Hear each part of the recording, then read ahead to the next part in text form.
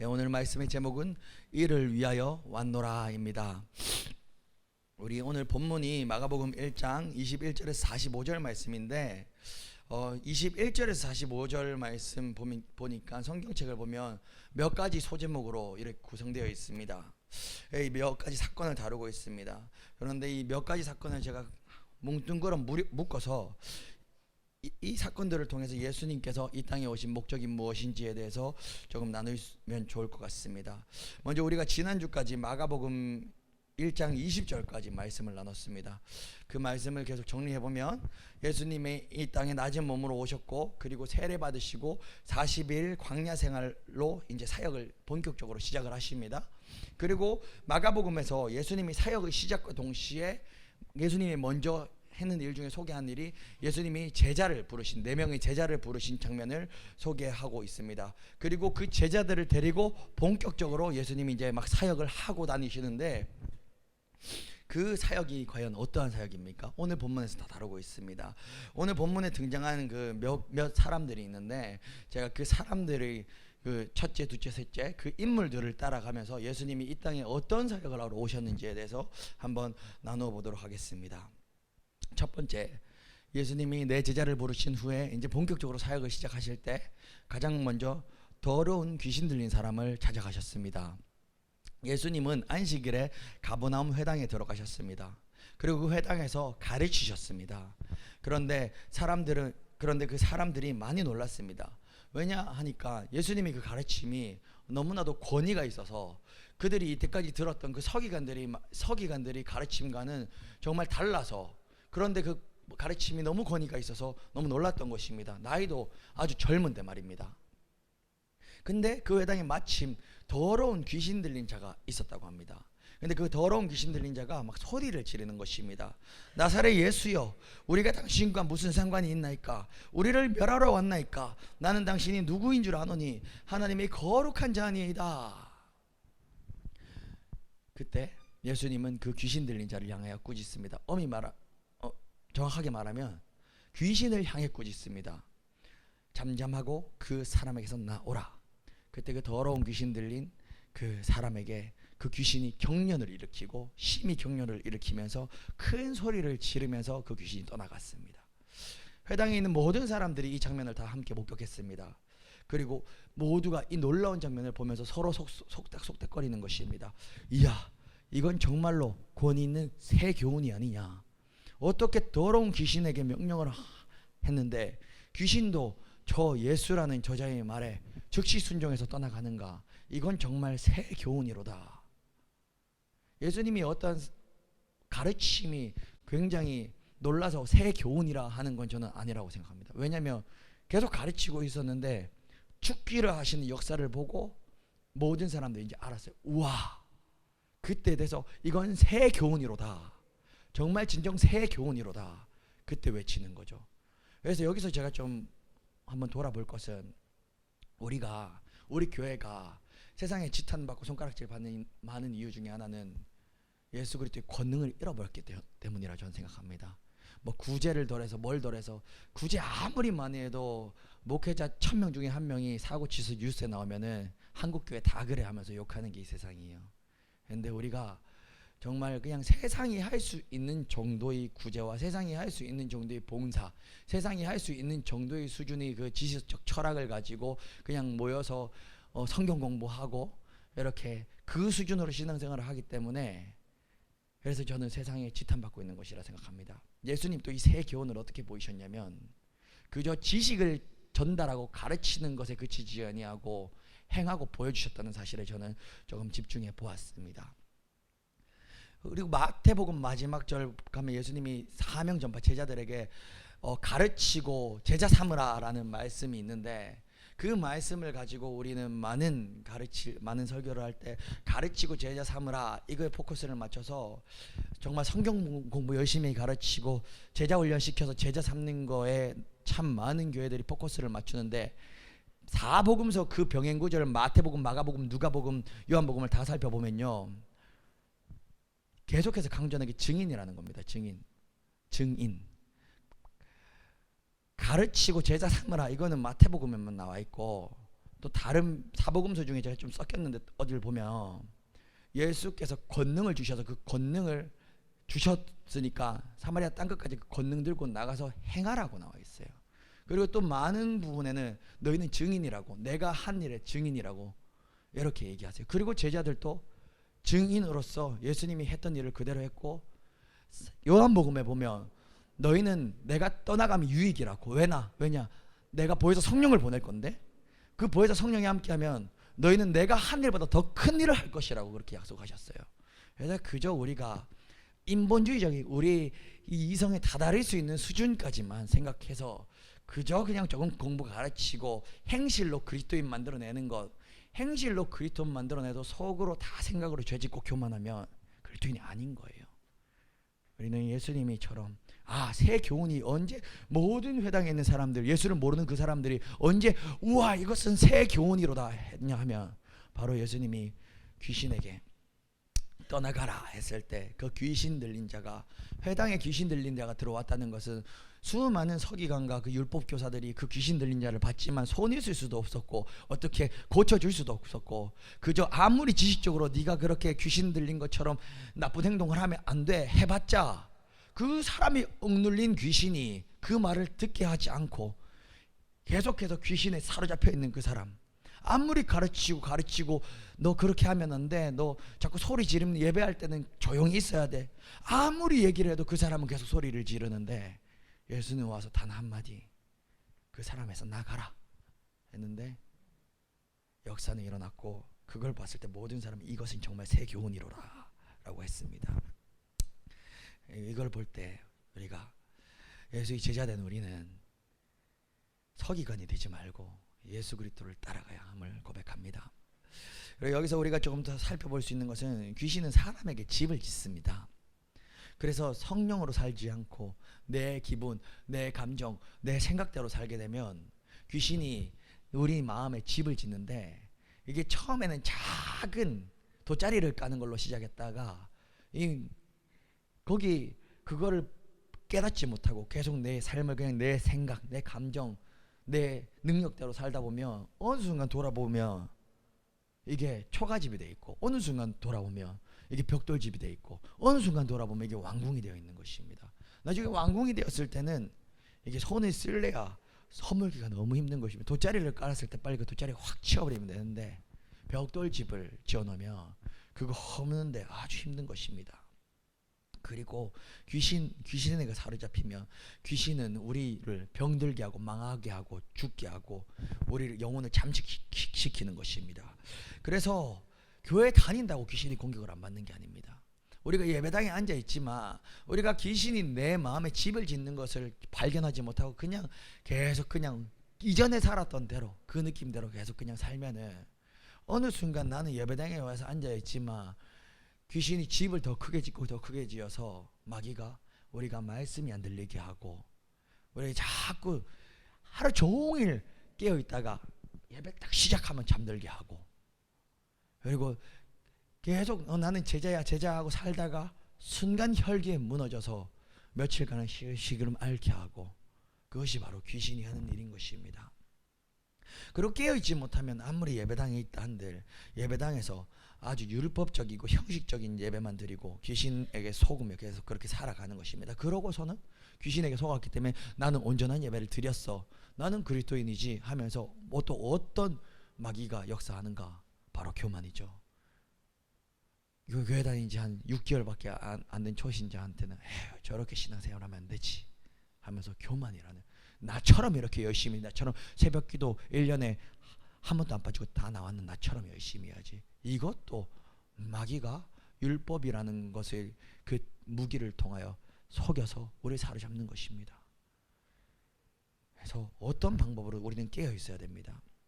본문에 등장하는 귀신 들린 사람도 회당에서 소리 지르지 않았습니까? 이 귀신 들린 사람이 길거리나 집에서 아니면 무덤에서 소리 지른 게 아니라 예배 드리는 회당에서 소리를 질렀다는 것입니다. 귀신 역사가 이렇게 예배의 현장 가운데 있지만서도 귀신 역사에 공격당할 수 있는 것입니다. 그러나 우리는 그 귀신 역사를 너무 집중할 필요도 없고 그걸 너무 두려워할 필요도 없습니다. 왜냐하면 우리가 싸워 이기는 것이 아니기 때문입니다. 내가 전쟁터 맨 앞에 나가야 되면은 너무 두렵고 떨리지만 나 대신 나가주시는 분이 계시는데 무엇이 두렵겠습니까? 그리고 우리가 아마 또 기억해야 될 거, 귀신은 우리 마음에 집을 지으면요, 이게 한 마리가 아니라 계속 친구 귀신을 불러요. 제가 그냥 비유로 이렇게 표현한 건데, 여기 성경에서도 보면 복수형으로 이야기하고 있습니다.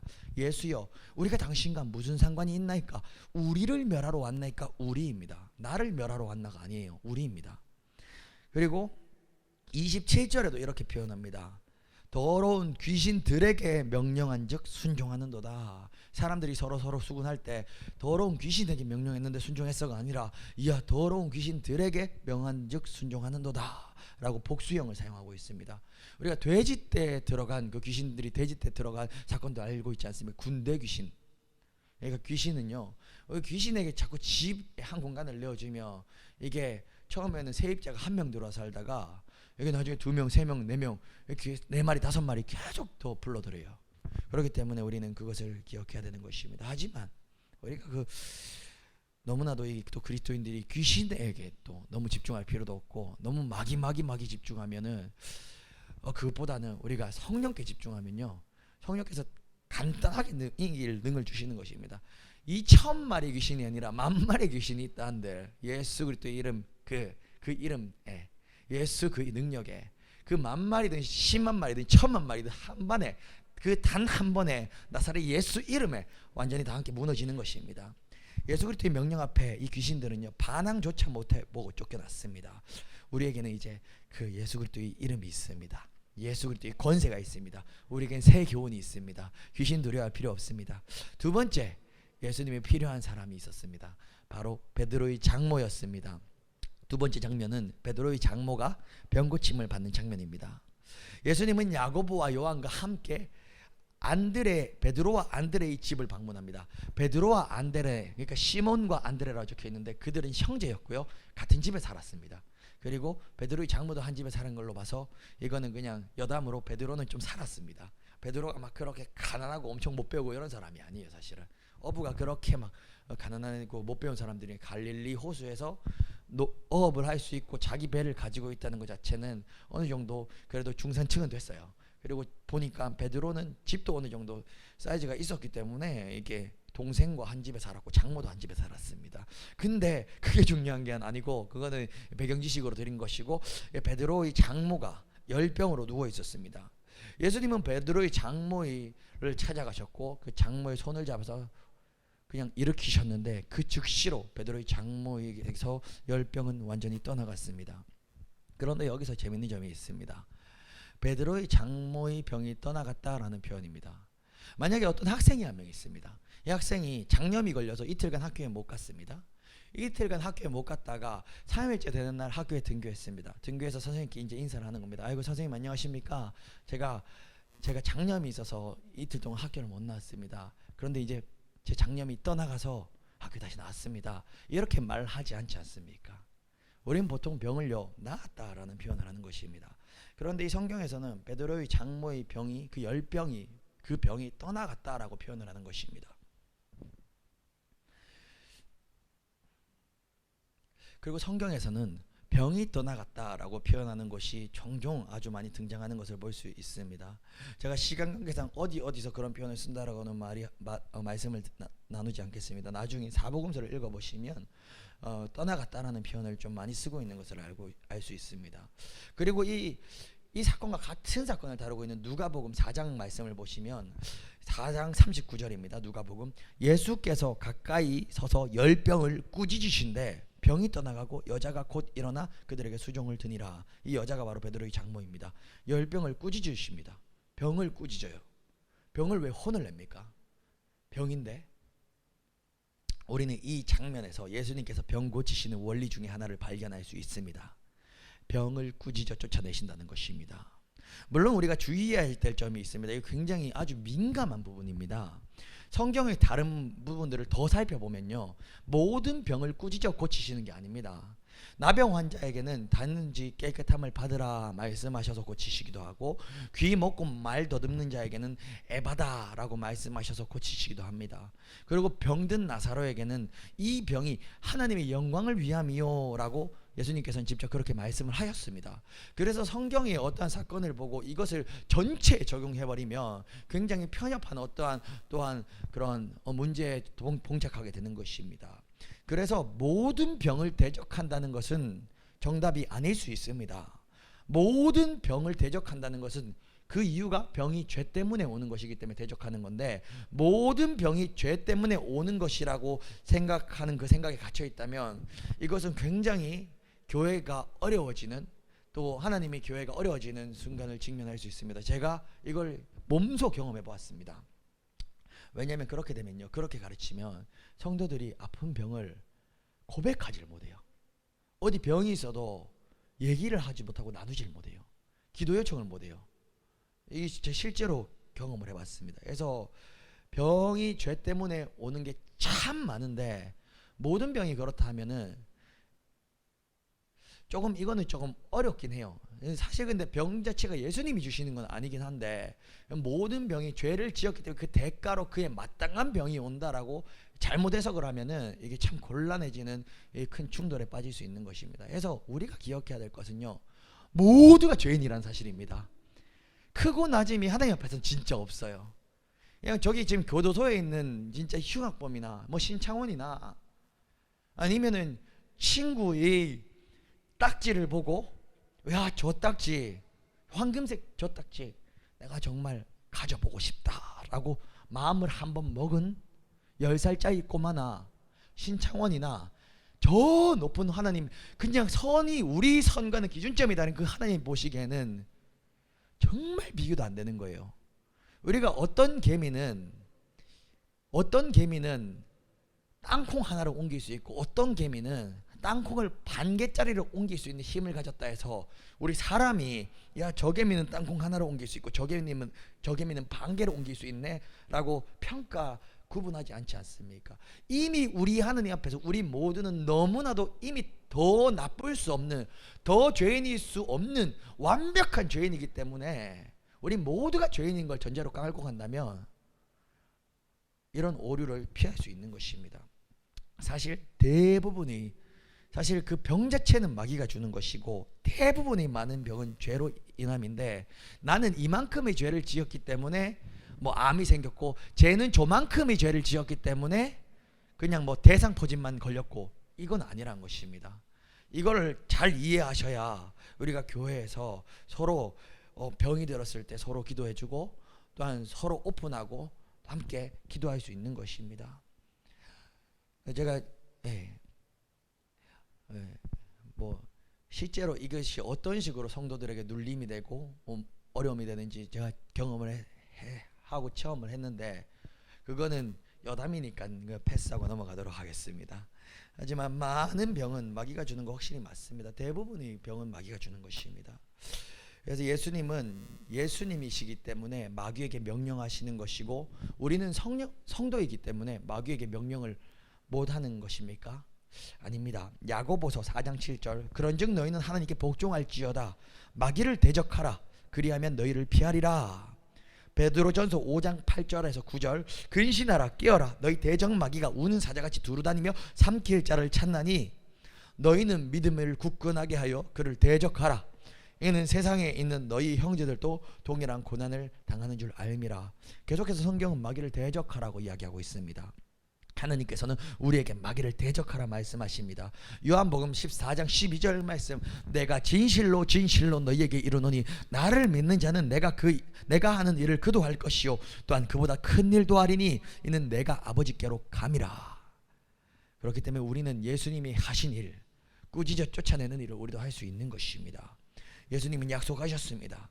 나를 믿는 자는 내가 하는 그 일도 그도 할 것이요 그보다 더 큰 일을 한다고 하셨습니다. 그렇기 때문에 우리는 지금도 우리 모든 심령에게 보혜사 성령이 함께 계시는 것이고, 우리가 꾸짖어 쫓을 때 성령이 일하시는 것이기 때문에, 우리는 내 이름이 아니라 예수 이름으로 하는 것이기 때문에 우리도 이 일을 동일하게 할 수 있는 것입니다. 우리가 병이 들고 우리가 자꾸 눌리고 어둠에 사로잡히고 우울증, 마음의 병이 들어 우울증이 생기고 그럴 때 나사렛 예수 이름으로 명한다. 더러운 원수 마귀는 떠나갈지어다 라고 선포할 때 내 능력, 내 힘이 아니라 예수께서 일하실 것입니다. 그래서 베드로의 장모도 이 병이 들었을 때 예수께서 꾸짖어 고치셨음을 우리는 볼 수 있습니다. 예수님이 베드로의 장모를 고치신 후에 사람들은 베드로의 집 앞에서 모든 병든 자, 귀신 들린 자들, 그런 모든 자들이 예수님을 만나려고 베드로의 집 문 앞에 가득 모였습니다. 그리고 예수님께서는 계속해서 그 병든 자와 귀신 들린 자를 고치시고 귀신을 쫓아주셨습니다. 자, 그리고 세 번째, 예수님을 만나러 온 또 세 번째 사람이 등장을 합니다. 바로 한 나병 환자였습니다. 나병 환자가 있었습니다. 그 당시에 나병은 굉장히 부정하고 더러운 병이었습니다. 그래서 나병이 걸리는 즉시 살던 마을에서 쫓겨날 뿐만이 아니라 가족에게도 버림받는 그런 아주 병보다, 질병보다, 고통보다 더 무서운 것이 외로움을 주는 그런 부정한 병인 것입니다. 영혼이 완전히 산산조각나는, 평생 감옥에서 썩는 것보다 더 고통스러운, 몸만 감옥에 갇히는 게 아니라 마음까지 감옥에 갇히는, 그리고 몸까지도 계속 망가져가는 그런 무서운 병이었습니다. 그 나병 환자는 가족을 못 본 지가 너무 오래됐습니다. 얼마나 가족이 보고 싶었는지 모릅니다. 그리고 또한 그 동네에서 어릴 때 함께 살던 그 친구들을 얼마나 보고 싶었는지 모릅니다. 그런데 그 나병 환자도 바로 예수 그리스도에 대한 소식을 들었습니다.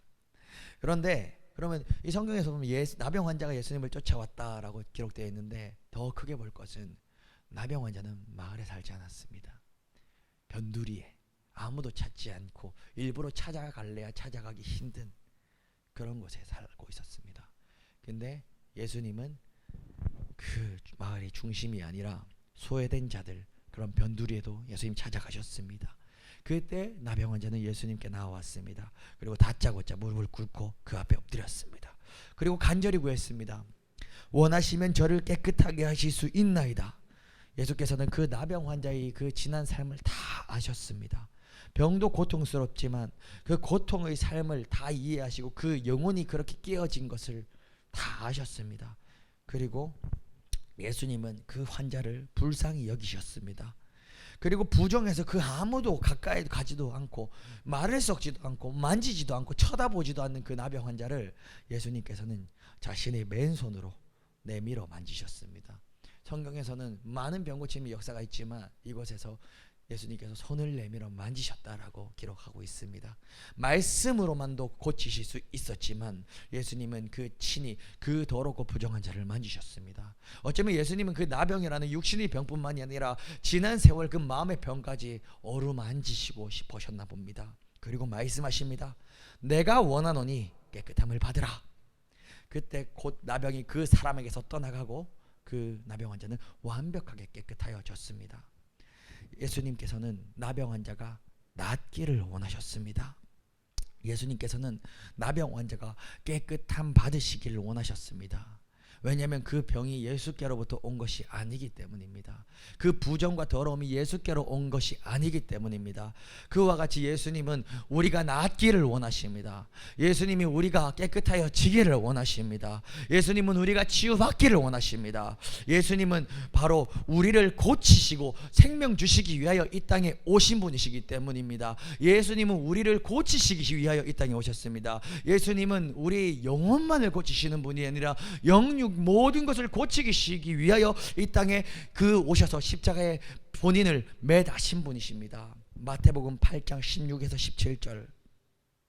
저물매 사람들이 귀신 들린 자를 많이 데리고 예수께 오거늘 예수께서 말씀으로 귀신들을 쫓아내시고 병든 자를 다 고치시니 이는 선지자 이사야를 통하여 하신 말씀에 우리의 허약한 것을 친히 담당하시고 병을 짊어지셨도함을 이루려 하심이더라. 예수님께서는 이 땅에 왜 오셨냐면 선지자 이사야를 통하여 말씀하셨습니다. 우리의 연약한 것을 친히 담당하시고 우리 병을 짊어지시기 위하여 이 땅에 오셨습니다. 예수님께서 2023년 오늘날도 그 어떤 병도 암병도 고치시고 죽은 자도 일으키실 수 있는 분은 여전히 예수님 뿐입니다. 근데 우리가 내가 못 봤기 때문에 이 병을 담당하신다는 것이 우리 영혼의 병을 담당하시는 것이로구나 라고 그렇게 해석하는 것은 예수님을 너무 우리가 작게 우리 인본주의적인 생각으로 그 한계 속에 가두어 해석하는 것입니다. 예수님은 우리의 연약한 모든 것, 영육의 모든 연약한 것 담당하시기 위하여 우리 병을, 영육의 모든 병을 대신 짊어지시기 위하여 이 땅에 오셨습니다. 저와 여러분들 오셨습니다. 말씀을 정리하도록 하겠습니다. 오늘 세 명의 등장인물을 통하여 예수님이 이 땅에 오신 목적을 우리가 나누어 보았습니다. 첫 번째, 더러운 귀신 들린 사람이 있었습니다. 예수의 권세, 그 귀신은 꼼짝 못하고 떠나갔습니다. 두 번째, 베드로의 장모가 있었습니다. 많은 병들도 마귀로부터 옴을 우리는 알았습니다. 또한 우리는 그 마귀를 대적할 예수의 권세가 우리 손에도 있음을 우리는 보았습니다. 세 번째, 나병 환자가 있었습니다. 예수님은 이 나병 환자를 통하여 나병 환자뿐만이 아니라 우리 모두가 낫기를 원하심을 우리에게 보여주셨습니다. 말씀을 맺겠습니다. 오늘 본문들 사이에 가장 중요한 내용이 하나 있었습니다. 제가 일부러 빼놓고 지나갔습니다. 베드로의 장모의 열병을 고치신 후에 우리 35절 말씀 한 목소리로 함께 읽어보겠습니다. 시작. 새벽 아직도 밝기 전에 예수께서 일어나 나가 한적한 곳으로 가사 거기서 기도하시더니, 예수님의 권능의 배후에는 반드시 그 한적한 곳에서의 기도가 있었습니다. 하나님이 독생자 외아들 예수이신데 그럼에도 그분은 사역을 감당하실 때 늘 한적한 곳에서의 기도가 있었습니다. 예수의 권능의 뒤편에는 늘 예수님의 기도가 있었음을 우리는 기억해 볼 필요가 있습니다. 그래서 우리가 이 오늘 들은 말씀을 다 들어 안다면 우리도 예수님이 하신 것처럼 예수님이 능력 행한 것만 따라하지 말고 예수님이 그 한적한 곳에서의 기도도 우리가 따라가야 우리가 또 예수님이 하신 일을 내 병, 내 가족 고치는 수준이 아니라 이 땅에 내가 발걸음 닿는 모든 곳에서 예수가 행하신 모든 일을 동일하게 행할 것을 우리는 볼 수 있습니다. 또한 마가복음 9장 28절에서 29절에 이렇게 기록되어 있습니다. 제자들이 조용히 묻자오되 우리는 마가복음 제자들이 조용히 묻자오되 우리는 어찌하여 능히 그 귀신을 쫓아내지 못하였나이까? 이르시되 기도 외에는 다른 것으로는 이런 종류가 나갈 수 없느니라 하시니라. 예수님께서 말씀하셨습니다. 아까 제가 말씀을 정리해드리면 병조차도 귀신이 주는 게 거의 대부분이라 하지 않았습니까? 사실 병이 그 근본 자체는 마귀로부터 오는 거 아닙니까? 근데 예수님께서 말씀하셨습니다. 우리는 어찌 능히 귀신을 쫓아내지 못했습니까? 예수님, 우리가 지금 제자잖아요. 우리도 예수님께 이렇게 질문하면 예수님이 지금 우리에게 이렇게 얘기하실 거예요. 예수님, 내 이 병 왜 안 고쳐지죠? 나 예수님 믿는데요.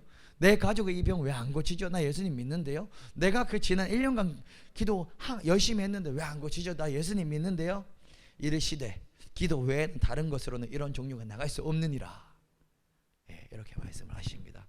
그러면 말씀이 딱 맞춰지죠. 오늘 이 금요기도의 시간 온전히 하나님께 집중하여 기도함으로 주님의 권능을 받아 주님의 일을 감당하는 우리 모든 제자들 되게 간절히 소망합니다.